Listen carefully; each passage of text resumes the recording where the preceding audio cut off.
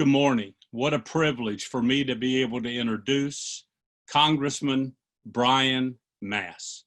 I always refer to you from the West Palm Beach area, but I know there's a whole lot more to your district than that. But Congressman, when I heard your story, it was quite moving. But second of all, when I heard you speak, the connection you have with students and those in leadership position and desiring one day to be in leadership position, there's an immediate connection. So I'm very excited about you being back with us. Let me let everyone know, and because we'll have a whole new group of students that haven't heard you the last 2 years, that Congressman Mast was elected to Congress, but it was a little different journey for him. He followed in his father's footsteps by serving in the U.S. Army for more than 12 years, and he's earned several of our most prestigious medals: the Bronze Star Medal, the Army Commendation Medal for Valor, the Purple Heart Medal, and the Defense Meritorious Service Medal. Now that's pretty impressive. And when I think of courage, then I found out what you actually did in the military. It takes enough courage and genuine definition of a hero to serve our country. But in addition to your role and a fellow soldier, you began to become a bomb disposal expert.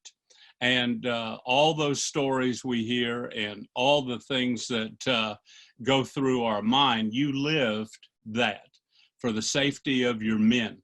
The last explosive device that you found resulted in a very catastrophic injury. I'll let you tell that story, but your conversation with your father at Walter Reed's one of the most moving things. So I just want our students to know this is a man who has served, this is a man who prepared himself, and this is a man that's been tested in every sense. I talk about leadership under fire. This is a whole new definition. So Congressman, thank you. I'm going to ask you to share your story with our students, if you would. Yeah, no problem. Well, I'd start by saying this. I think you're inflating me a little bit by saying I was a bomb disposal expert. I mean, I lost 2 legs and a finger, so I couldn't have been that good at it. But, you know, beyond that, I'd say this as well. It was an honor to do it. I loved it. Most days I couldn't believe I was getting paid to do the things that I was doing. I didn't plan on doing anything else, but sometimes God has different plans for us. The old saying, when we plan, God laughs. And you can't always see what's at the end of that, but that's part of the uncertainty of life. But you got to know that whatever it is that you're facing, you can get through those things. You got to have the courage, and you got to have the will to go out there and push yourself, and you got to surround yourself with the right people to make sure to go out there and push you. But the story is this. You know, I was a bomb technician, as you mentioned. I was serving in our highest level of special operations, a place called Joint Special Operations Command. I was serving over in Afghanistan, and this was 2010, September of 2010. And the work that we did on any given night was usually going after high value terrorist targets that we would go after. We wouldn't turn on the lights. It was very surreptitious work. We didn't want them to know that we were there until we snuck into the place that they were sleeping in, and we woke them up with the barrel of a rifle and took them out of the place that they were calling home for that night, and put them behind some bars in some place over there in Afghanistan where they were going to be giving us some answers in the future. Now, on that particular night, we were headed off in 2 Chinook helicopters that night. Sometimes we flew in Black Hawks or Little Birds or Ospreys. That night we were flying in Chinook helicopters. And where we were headed to, with the landscape of the battlefield on that night, there was a tall marijuana field, there was a river, there was a steep embankment, there was a wall, and then there was a compound where our target was, and those helicopters dropped us off in this tall marijuana field.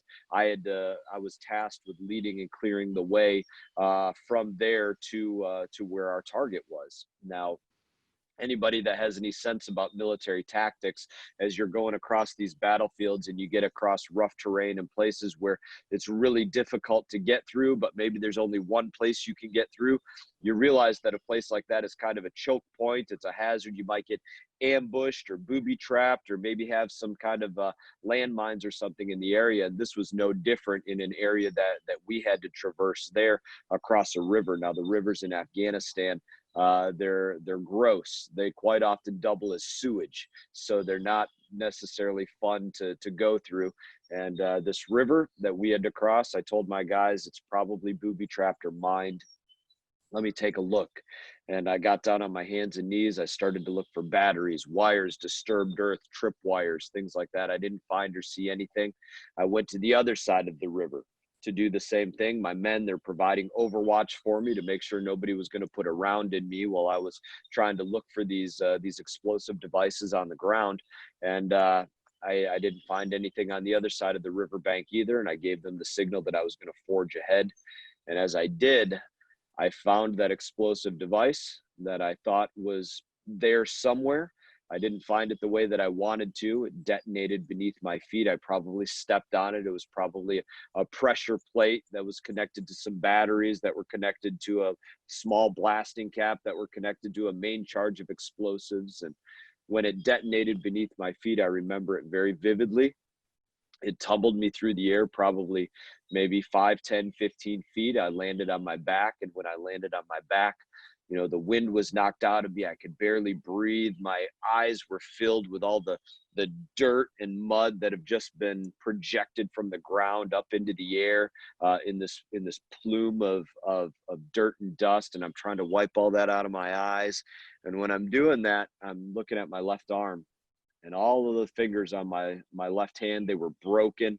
They were pointing in directions that fingers aren't supposed to point in. My left forearm had an extensive amount of damage. It was ugly. It was hanging off. It wasn't pretty. And I realized there was a good reason that I couldn't stand up and survey what was going on. I couldn't get up, and I didn't even know if I had teeth in my mouth from the concussion of that explosion. It was so hard, you know, and right about then I could still hear I had my earpiece in, my commo device in, and I could hear my men.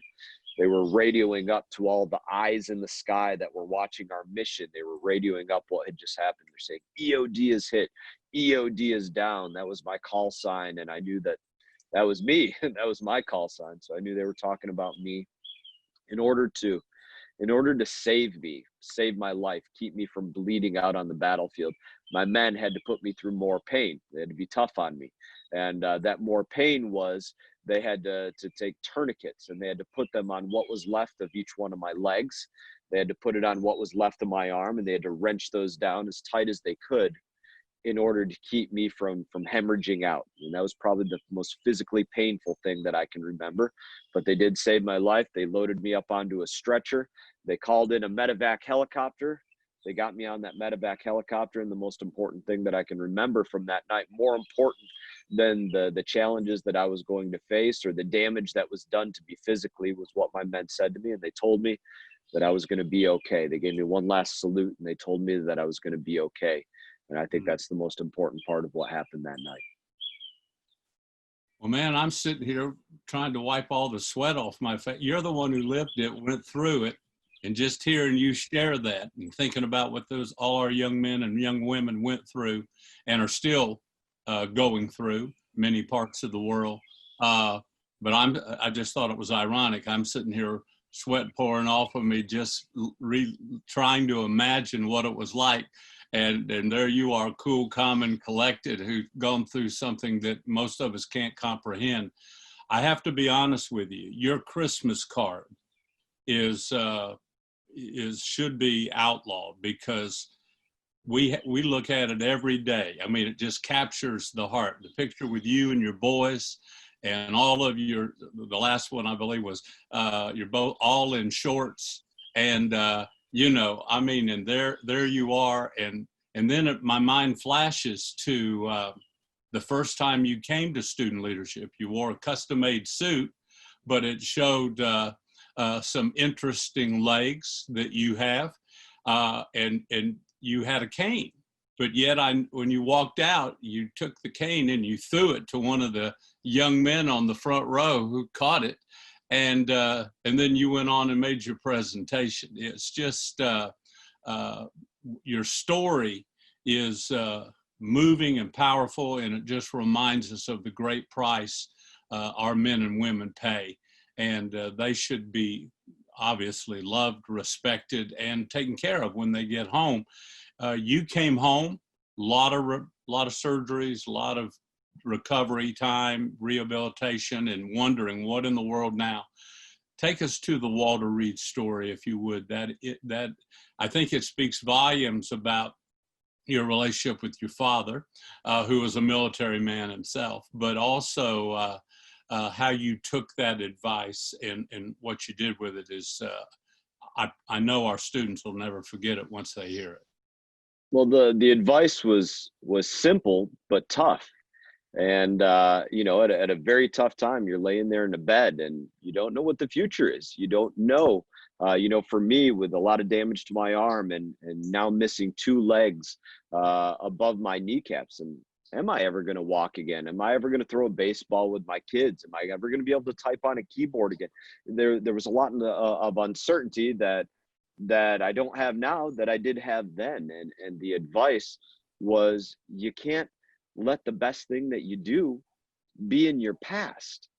You got to find a way to wake up every single day and know that the greatest thing that you give to this earth, or to your family, or the defense that you give to your country, or whatever it is that you exhaust yourself in fully, is something that's still in your future, that's still out there in front of you. It's something that you're still grabbing for each and every day going forward. You can't live life just looking in the mirror saying that time 10 years ago was the greatest contribution that I gave.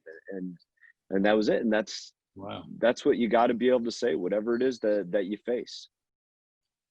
Well, you remained, the rest of the story is Paul Harvey, and you're too young to remember that gentleman, but Paul Harvey, a great commentator back when we could almost, if he said it was Easter in November, we started dyeing eggs. He had that kind of credibility as a journalist and as a columnist. But Paul Harvey always talked about, well, there's the rest of the story. And to be candid to all of our students that are listening, Congressman Mast remained on active duty even following his injuries, provided expertise to the National Nuclear Security Administration, the Bureau of Alcohol, Tobacco, and Firearms. All of this was during your recovery period. Then after you retired officially from the Army, you continued to serve in the Department of Homeland Security as an explosive specialist. You received a degree from Harvard Extension School. My daughter has that experience as well. So I know a little bit about how demanding that is, especially when you're in the midst of about 4 other things. And then volunteered, and having been to Israel 101 times, I so admired that you volunteered to serve with the Israeli Defense Forces to show their support for freedom for Israel throughout the Middle East and around the world. So that is significant and remarkable. And then in Congress, now I want to ask you, what was there a call for public service? Help our students kind of get inside your head and your heart. This call to serve. I know that statement you heard from your dad and what you were going to offer to your family, your country, all still lies ahead of you. But was there a special call for public service? So when I'm laying there in that hospital bed in 2010, I had a lot of time to sit there and think and do nothing but sit in that bed. I started thinking about, how do I make sure that the best thing that I do is still in my future, that the best defense I give this country, because that was my job in being in the military. My job might have been to disarm bombs, but it was in defense of this country that I love. How do I make sure that that greatest contribution is still ahead of me? And I realized that it wasn't going to be on a battlefield of bombs and bullets, but that, you know what, maybe I would have an opportunity to go out there and fight a different kind of battle, one of words and ideas and philosophy and direction for our country.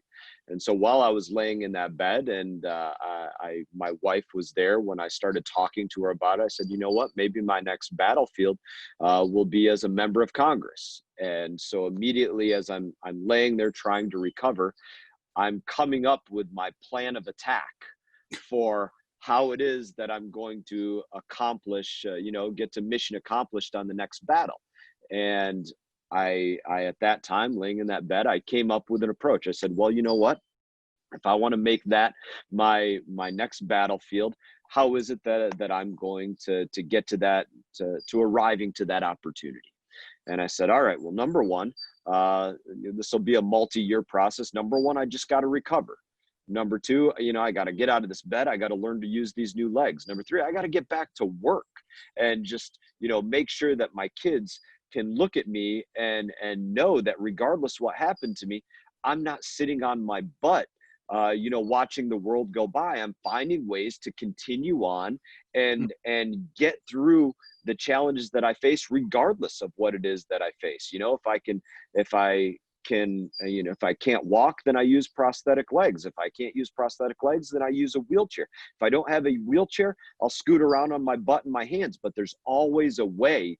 You just have to be willing to do it and find it. So I'm saying, all right, what's that way that I'm going to find that next mission set? So I'm going to recover. I'm going to learn to walk again. I'm going to get back to work, prove that I can still be a productive member of society. I'd never completed my degree to that point. I'm going to complete my degree and prove that I can, attain, an academic prowess and expertise on that front. And then I'm going to go out there and I'm going to work in my community, and I'm going to prove that I can be a pillar of my community and that I'm interested in the things that people care about and learn about those things. And I did all of those things, and the community said, you know what, we'll give you this opportunity to go out there and represent us because of the way that you've become a part of us. Wow. I never will forget. Forgive me, I keep having these flashback moments with you speaking.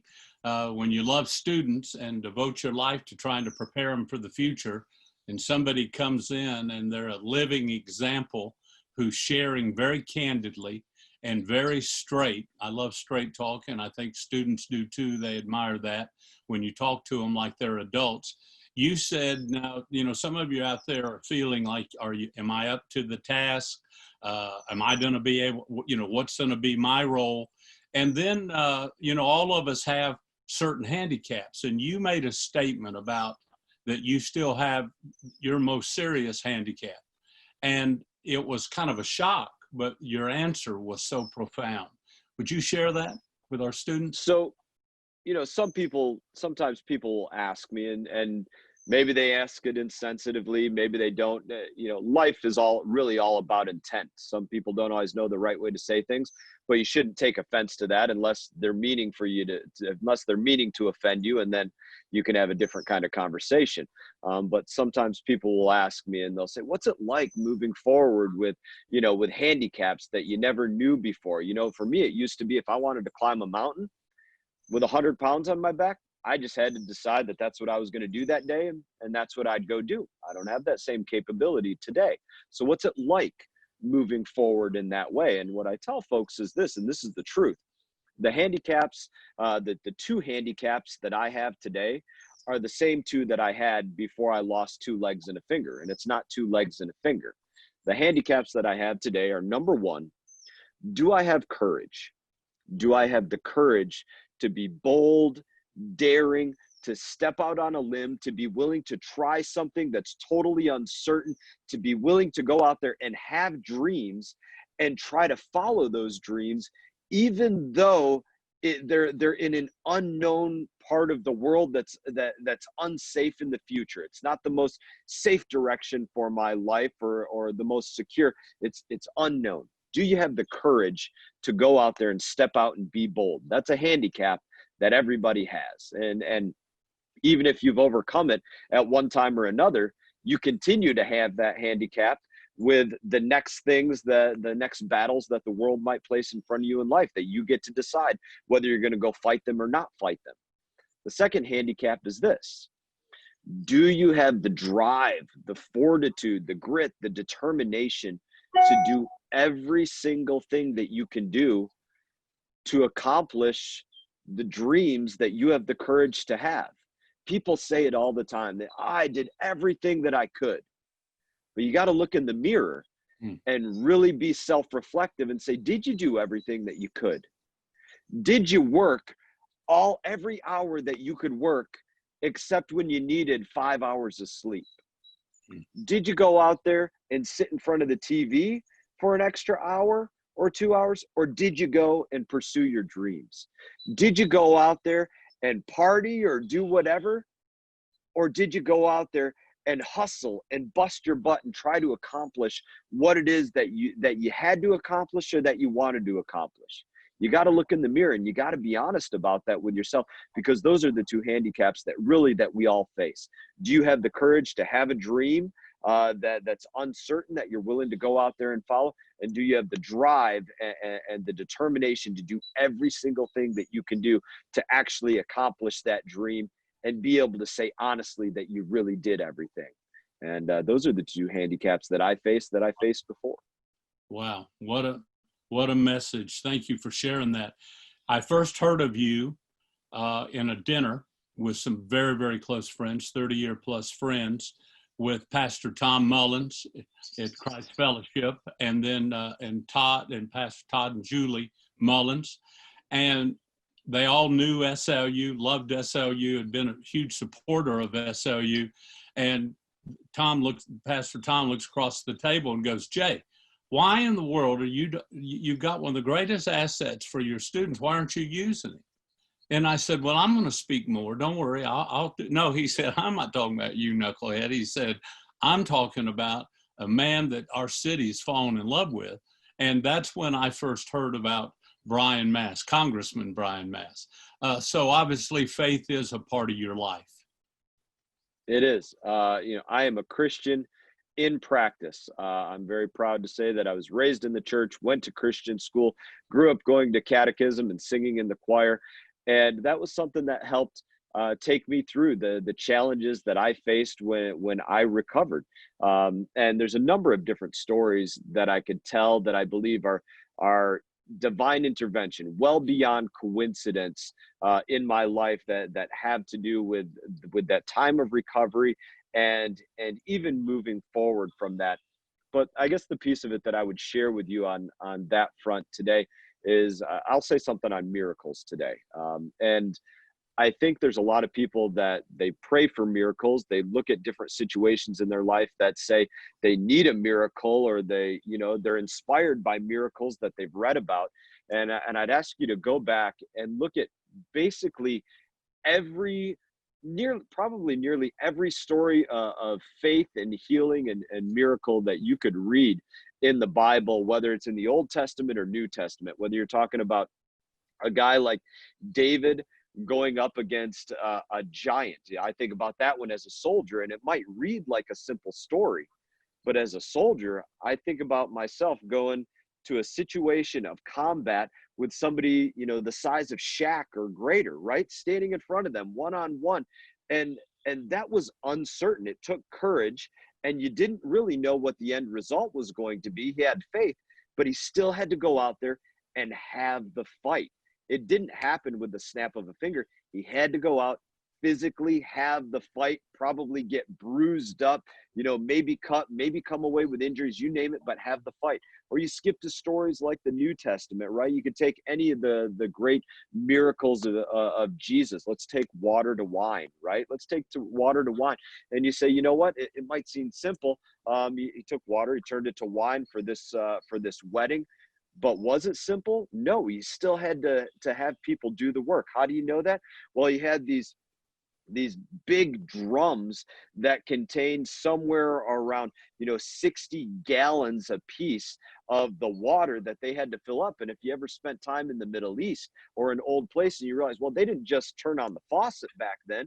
They didn't just have a hose that they ran into these big cauldrons to carry this water. They had to hoist it up with a rope, 1 gallon at a time, from down in a well carry it. Water weighs 8.3 pounds a gallon. So if you do the math on what this story tells you, it says it'd be about 1,500 pounds of water that they had to hoist up from a well, carrying it bucket by bucket in order to turn that water to wine.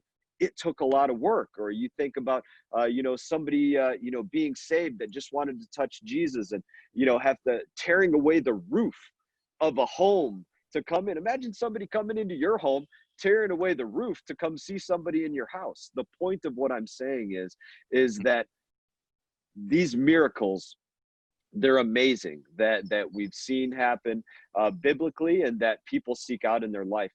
But it doesn't mean that it's an excuse to seek out a miracle, that it's an excuse to not still do every single thing that you can do, to not bust your butt in pursuit of what it is that you're seeking that miracle in. All of those miracles still involved a great deal of work by the individuals to have them accomplished. It wasn't just a snap of the finger. And that's one of the big things that I had to go through for my miracle to learn to walk again and other things. I still had to go out there and bust my tail on a daily basis in order to get to that point. Wow. Well, Congressman, one of my favorite quotes is from a major source of content for a lot of pastors for 30 years. His name is Chuck Swindoll. And Chuck Swindoll made a statement: we cannot change the inevitable. And when I was reminded of that quote, I wrote your name in the margin. All right, that your story was one of the first things that came to mind. He says, we cannot change the inevitable. The only thing we can do is play on the one string we have, and that is our attitude. I'm convinced that life is 10% what happens to me and 90% on how I react to it. So think about it. Life's 10% what happens to you, 90% how you're going to respond or react. And so I hope you don't mind, but I just decided that was your verse or your quote. I couldn't agree more. I say it to young people all the time when I get to speak to them, that the challenges that we all face in our life, and we're all going to face them, whether you faced it yet or not, you're all going to find them: physical, mental, emotional, financial, with relationships, with marriages, with education, with work, with 100 different things. We're all going to have explosions in our lives in different ways. Those explosions in our lives, they matter about this much compared to your attitude, compared to what you choose to do in response to the challenges that we face. Do you own them? Do you look them in the eye? Do you take them head on? Do you give them a big boot in the backside? And do you just decide that they're not going to defeat you, that you're going to use them to become stronger, right? When you go to the gym and you pump some iron, you're breaking yourself down, you're facing a big challenge, but you're stronger in the end. When you go run a mile or sprint 100 meters or whatever, you're giving it everything you have, you're tired and you're exhausted at the end, but a week later, you're that much more capable than what you were before you did that. The challenges that you face, regardless of what they are, you get to use them to make yourself stronger if you let it. Well, man, I'm just so grateful for the time you've given to our students today. I'm always honored to be on a platform with you or to have the privilege of interviewing you. I just thank God for you, your family. We do our best to be not just in the stands cheering for you, but every chance we get, we want to encourage everybody we know. They need to know about this remarkable man and what you stand for, what you're doing, support you, pray for you. And I'm so grateful you're in Congress. There's always a way. You referenced that once. I shared with you that we have a podcast, There's Always a Way. In closing, as you speak to our students, what is the one thing that comes to mind when it seems like everything that oozes out of you is there's always a way? But what is the one thing that kind of flashes in your mind when you hear that phrase? I'm going to step back to something that I kind of alluded to before when you say there's always a way. If you don't see an obvious way in front of you, make a way, right? I tell folks, if I don't have the two legs that God gave me, then I'm gonna use the prosthetic legs that he gave man the smarts to go out there and make. And if I don't have those, then I'm gonna get in a wheelchair. And if I don't have that, then I'm gonna scoot around on my butt and my hands if that's what I need to do to make a way. And you know what? Before that, when I was laying in a hospital bed and I was attached to a bunch of tubes and I couldn't either get on my butt, walk on legs, or get in a wheelchair, you know what? I was surrounded by great people like my wife that were going to help me make a way to get from where I was to where I needed to get to. There's always a way, and it involves your grit, your determination, your attitude, the people that you surround yourself with, and absolutely the faith and the relationship that you have with our Lord. Well, Congressman Brian Mast, second term, 18th Congressional District of Florida. I'm so grateful you're in DC right now. Last word, are you hopeful or are you discouraged when you think about the future? What should I'm always hopeful. Always hopeful. I knew that was going to be your response. You know, I've said it before and I'll say it again. What America means to me, right? America can mean a lot of different things to a lot of different people. What it means to me is that when I wake up under 50 stars and 13 red and white stripes, that I have the opportunity. I get to decide what every day is for myself. I get to decide if today is better than yesterday, if this week is better than last week, if this month is better than last month, if this year is better than last year. I get to make that determination. Doesn't matter if yesterday I lost 2 legs and a finger. I get to decide what today is, or if it was last week, last month, or last year. I get to decide for myself, and you all get to decide for yourselves as well. The challenge that you face, they don't matter. They matter that much compared to your attitude and what you do. And you're in the country that you have more opportunity to overcome those challenges than anywhere else in the world. So am I hopeful? Absolutely. Thank you, my brother. Thank you, friend. Thank you, patriot. Thank you, Congressman. Thanks for being a real dad. I went through 6 broken homes, 6 foster homes. So I admire those that are all in when it comes to being a dad and a father, a husband. So please know 250,000 students have gone through all our various programs. And we're going to do all we can to make sure that as many of them as possible through, and of course, a lot of them are alumni, obviously, but that they pray for you and stand with you. And thank you for what you're doing for our country still. Sir, thank you. And I'll look forward to seeing you all hopefully in Crystal City next year. All right, man. Thanks. God bless. God bless, sir. Take care. You too, buddy.